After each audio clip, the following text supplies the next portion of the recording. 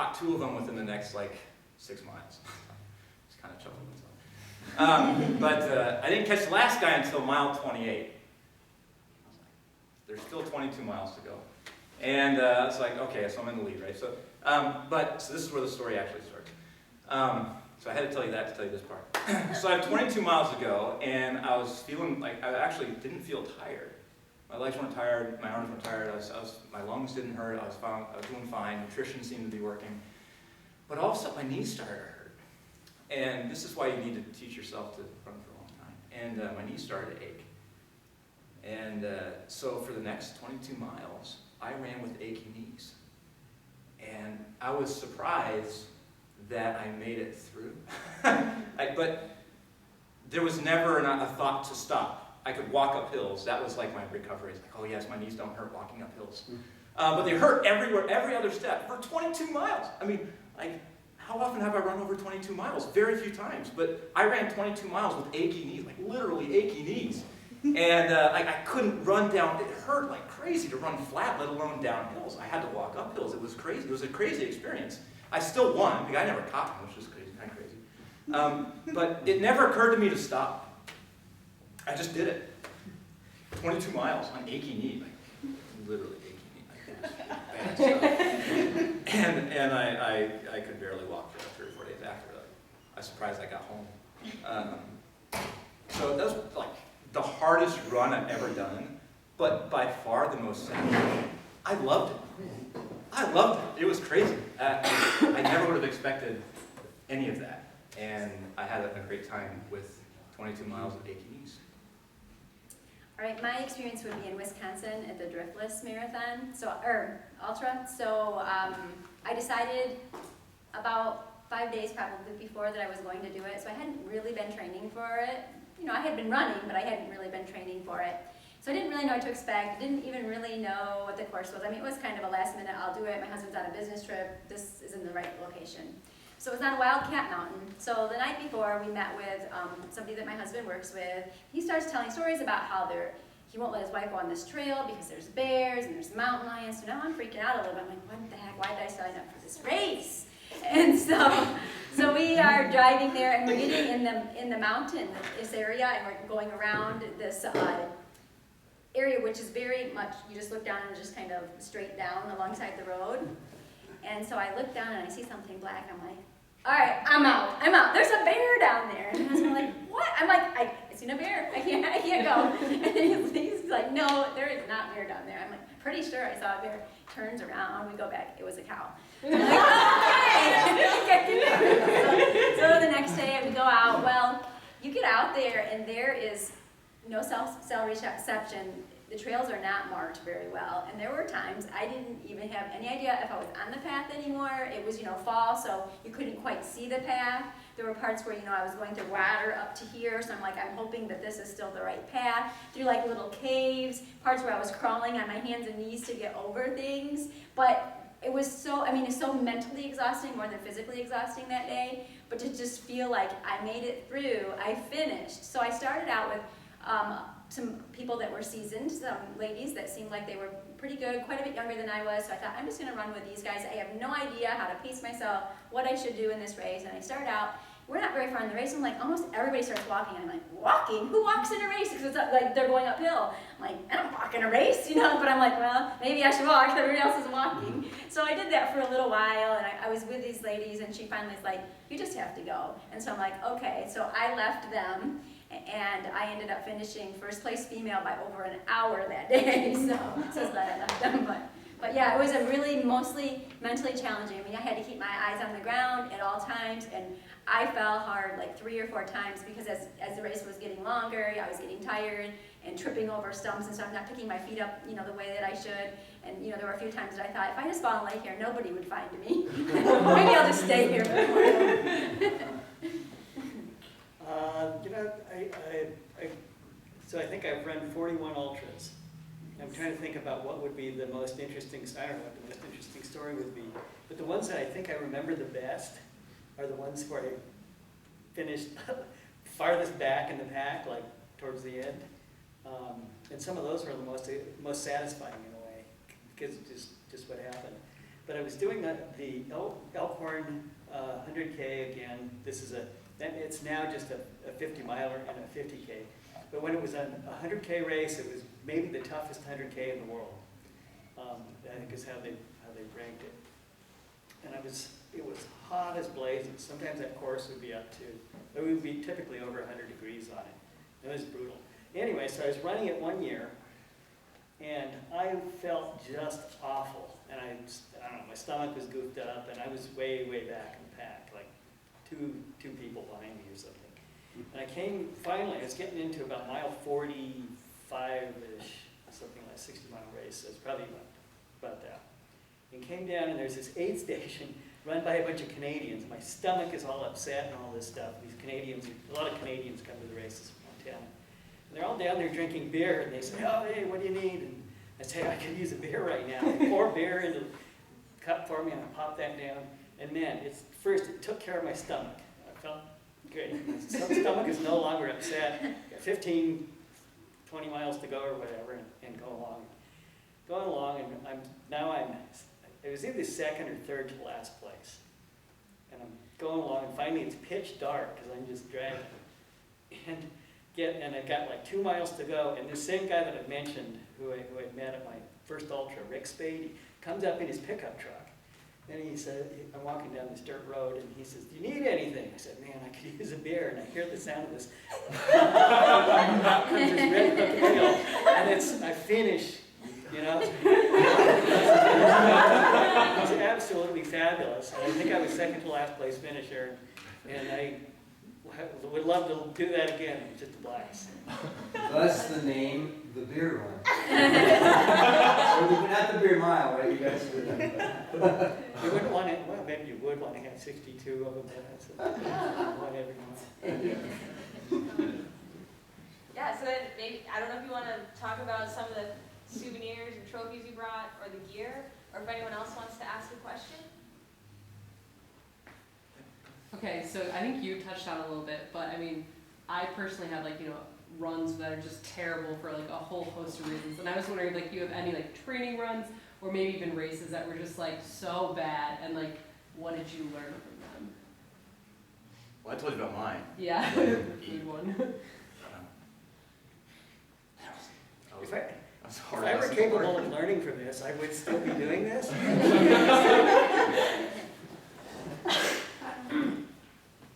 This summer I had a little bit of a rough run. My goal was, I think 25 miles that day, and I was on Lakeland Trail, so I was starting in Stockbridge, and my goal was to run to Pinckney, and it got hot on me. It got really hot, and that's what I was talking about, hydration. I started feeling it, and it was probably the worst 20-some miles. So we were doing an out and back. My husband rides bike usually with me, so I have a support crew with all my food and hydration.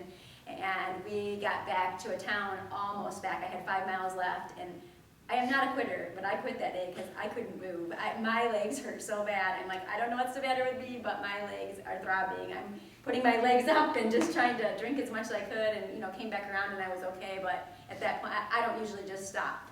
So I would say that was probably my most difficult one. So I've had some really awful experience, some bad runs. I shouldn't say awful experiences. But one, probably the race that I did that was the worst. It was they don't have this race anymore. It was the Black Hills 50 miler, and there was the Black Hills Marathon, Rapid City, South Dakota. They started up in the mountains and they run down to Rapid City, and it's a marathon. Well, some guy got the idea we can also have a 50 miler. So what we did, we started at 2 a.m. and ran up to the marathon start, and then turned and ran back down to the marathon. The goal was to get up there before the marathon starts, so you don't have to fight against the stream of people. So we mostly got up there, turn around, start coming down, and by 9 a.m. it is 90 degrees, and the temperature is just going like this, and it's all pavement, and it's really steep, and I hadn't been running pavement, and the aid stations ran out of water. My folks were there as my race crew, so they went and bought jugs of Gatorade, and they were handing out to people. Some other guy actually there was a guy there who was a millionaire of some sort. He had a limousine and a chauffeur, and he said limo driver, get bottled water for everybody.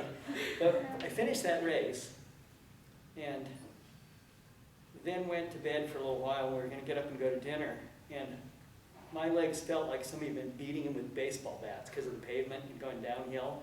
And it was just, I've never been in that kind of pain. It was just excruciating. It was like, I thought I'm never going to run on pavement again. And I have run on pavement a little bit, but I tried to avoid it. That's the lesson. Friends don't let friends run pavement.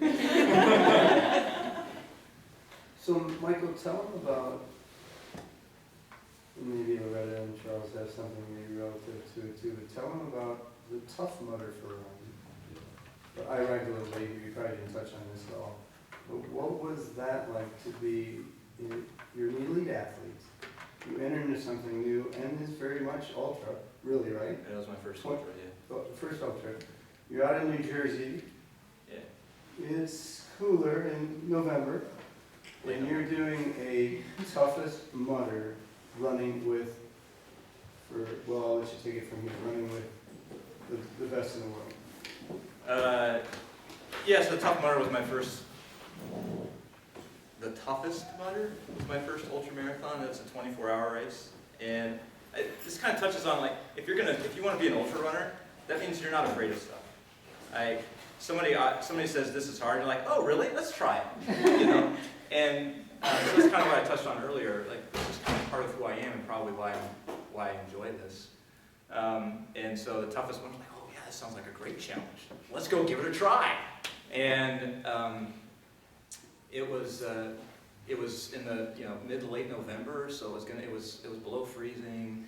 You had to swim for swim a couple hundred meters here or there. You're always falling in water, so you had to wear a wetsuit. Like, it was interesting.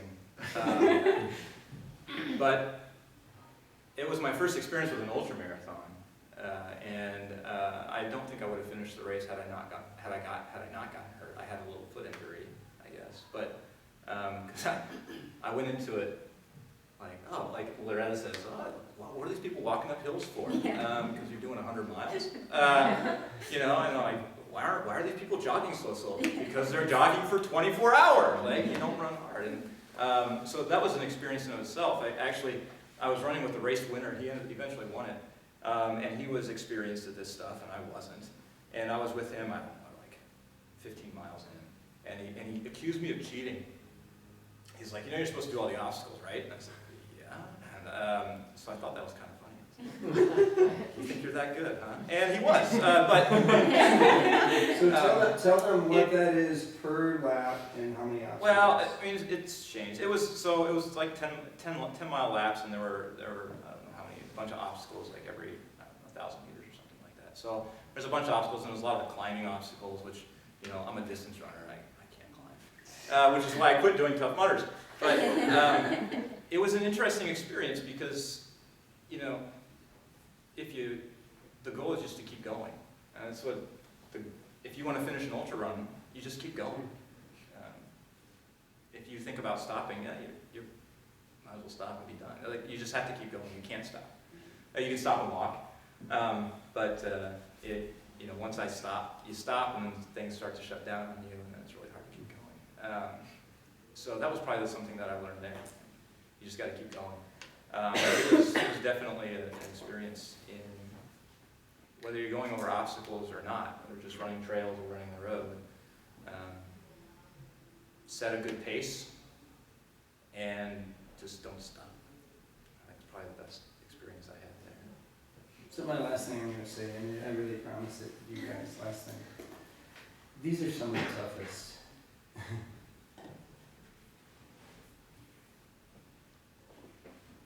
And strongest people that I know, and Dr. Wolfram too.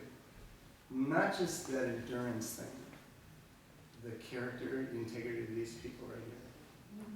So, I mean, what he was just saying, and I can say some things about each of them, and I'm not gonna, they're just so awesome, but he actually, when he came out with his foot problem that he had, I believe he did 41 miles. I believe he did, I did 40. Lap. I did 40. Yeah. 40 that you did, and we're still in I was top third. three. So, I don't know, it's just congratulations on all you guys have been achieving and still to do. So one thing that that running these things has done for me, I would not have gotten through graduate, I would not have a PhD in this. And I'm sure of that, because it kind of taught me that you basically didn't teach me, you just keep going. It just becomes a habit or something like this, but it's unbelievable to me, some of the things that I do that I can accomplish, just because you set out to do them and you just keep one more step. When I went to run the 100-miler, before the race start, we're standing there in the dark at the starting line, I'm talking to a few people, I think, about to start a 100-mile race, and I sat down. I thought, I'm going to save every ounce of energy that I can. But you think about it, every single step I took was absolutely meaningless compared to 100 miles. And you just take one. You don't think about, how am I going to run 100 miles? You think, how am I going to get one more step? Okay, one more step. Okay, one more step. But eventually you've gone, actually, because the course isn't precisely measured, it was 101 miles. And when I was in grad school, at least 50% of the people dropped out. And there were people around me dropping out who were smarter than I was, who were much better trained and prepared than I was, and they didn't make it. And I remember when I was close to finishing my dissertation, I was looking around at the friends that were left who were succeeding. Every one of them had that mentality. They weren't runners. Well, a few of them were, but it was just that mentality that never stopped. And it's amazing what it can do when you pick that up one way or another. Absolutely, I completely agree.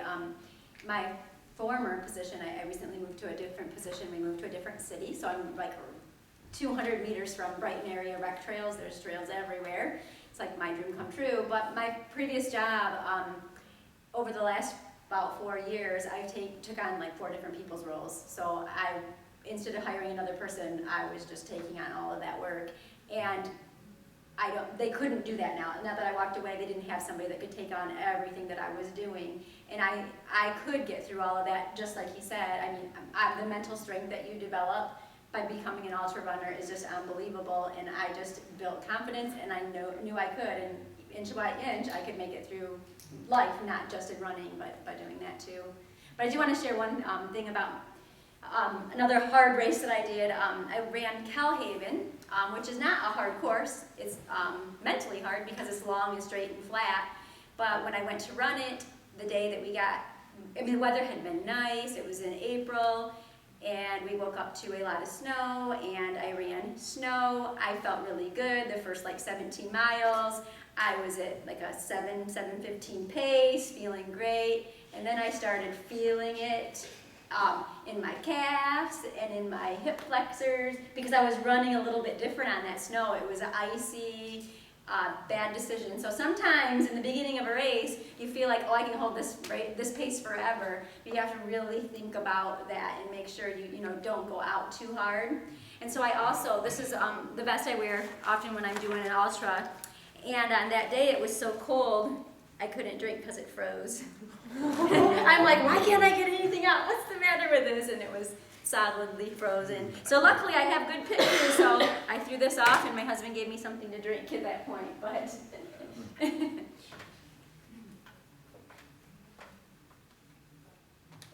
So what is a quality time in them?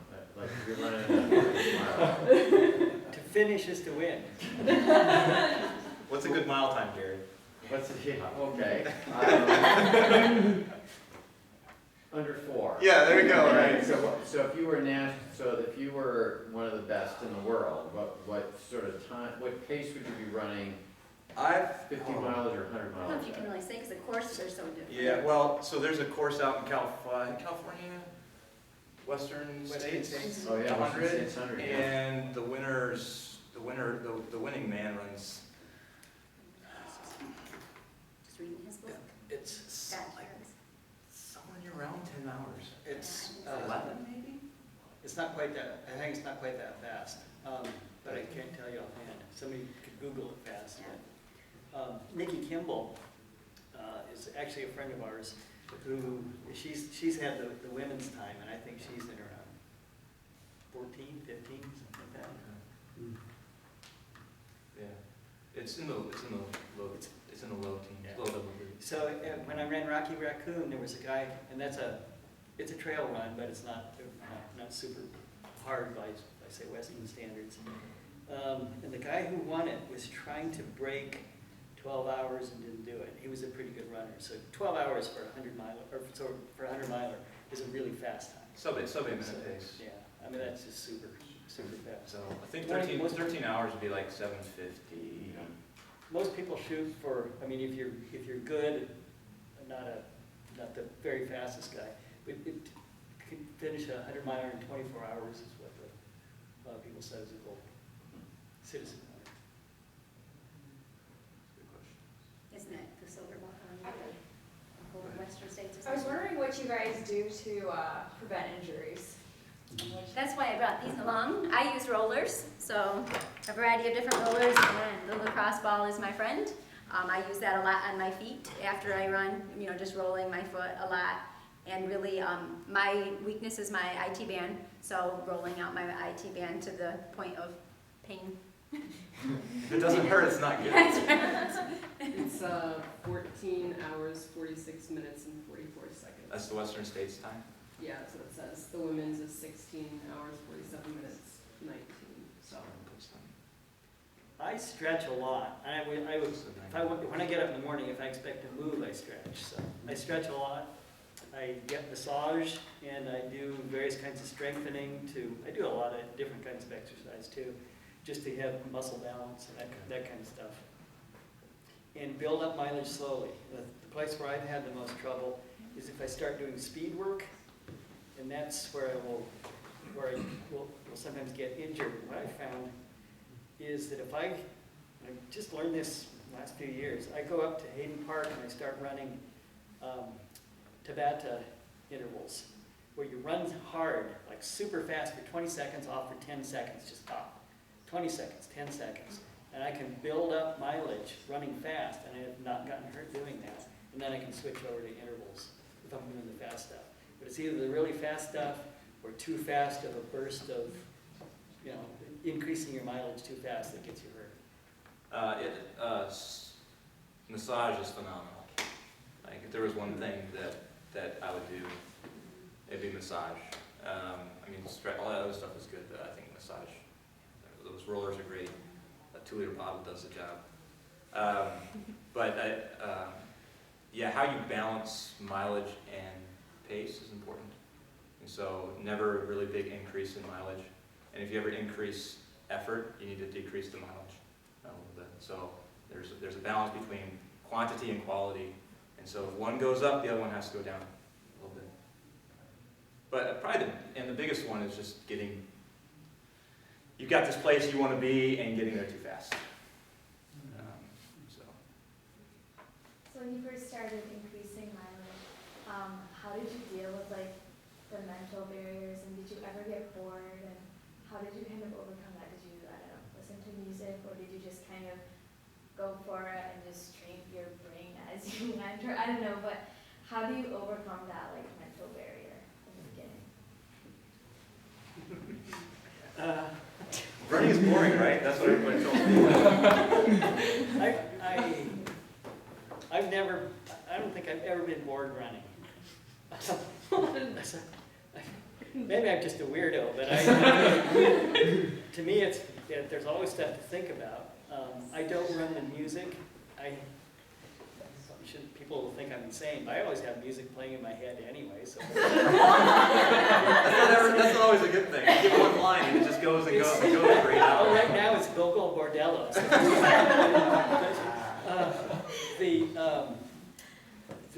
So when I first started, when I was actually training for a marathon, this was in Great Falls, Montana, and I built my own training program. I looked at a number of training programs and thought about how they should go, and then designed my own, which is something simpler, which I think is a really good one. It made sense. But I was working, and I would come home at night. It's Montana, so it gets dark at about 4 and 5 in the evening. So I get home pitch dark, snowing. It's maybe 20 degrees, 10 degrees out. I'm exhausted. I'm sitting there thinking, man, I can't go out and train. And I think, I have this schedule. I have to stay on it or I'll never get to what my goal is. And for me, what it was always thinking about the bigger context. Instead of thinking about some short range, like right now I hurt, or right now I'm tired, or something like this. But try to have a bigger picture of what you're trying to, and this is true for anything, but thinking what you're really trying to accomplish in life. And if you kind of step back from the immediate, you think, well, I couldn't, when I think that way, I would be lying on a mattress thinking, I can't go out. And then I think, I can't stay here because I'm going to pay for it, 6 months down the road or something. Jump up, put on clothes, and go out and run, and it would go well. It clears things. So that's how I approach it. Runs aren't always easy, and you just have to accept that. It's like everything in life, I suppose. But sometimes I do books on tape, so sometimes I do that. Sometimes I listen to music. I think the biggest fear is just being alone. So if you don't have any of that, you're just you and yourself, and we're all afraid of ourselves, I think, a little bit. So yeah, I mean, 2.5 hour runs by yourself, maybe that's a little scary to the youngsters nowadays who've got music and entertainment. Actually, that's my life too. So. All the time. Friends, training partners are huge, but if you don't have them and you're by yourself, there's a lot of good things to think about on a run. I used to look down on music and things like that because I was a college runner. And you don't race with music, so you don't run with music. But yeah, I think sometimes you like the solitude. Sometimes you like and you crave the solitude. But sometimes it's nice to have, if you don't have a friend, a book to listen to, something to get you thinking about other things. But I never found, I don't think runs are necessarily boring, any of them. If you're not thinking about something else. Not thinking about one thing, you're thinking about something else. So one thing, also along these lines, in doing long runs, I think it's important to sometimes run with other people because it gets, you should do that, it gets you through it, and you have some of the best conversations with people, just about anything under the sun. But you also should do some of them completely alone, just because you got to get used to that experience, and you got to be self-sufficient and kind of have that mental ability just to do that kind of focus. I'd just like to point out that you didn't used to be able to listen to music. Okay. That was not an option. Unless you had a band with you. It was not happening. I remember when I did my first 50 miles, I did 6.5 hours. I ran 6.5 hours, and for 6.5 hours I had no music. It was a race to me, and when I do races, nothing, right? And I wasn't bored a single step for 6.5 hours. I had never done a 6.5 hour run before in my entire life, and I wasn't bored a single step. And so, a lot of it's the attitude you take going into it. But they're not, and so some days you're going to go out for a long run, you're not going to have anything, and it's going to be hard. You're not going to feel great in your legs, and you're not going to feel great up here. You're like, why? Wow, this is so boring. But you get through that day for the other days. For the days when it's peaceful and you love it. You love the solitude for 3 hours. Or the days where now you're fit, so you can do 3 hours with a buddy. And that is some of the best conversations, the most intimate spaces you'll have with anybody. So you take the good with the bad.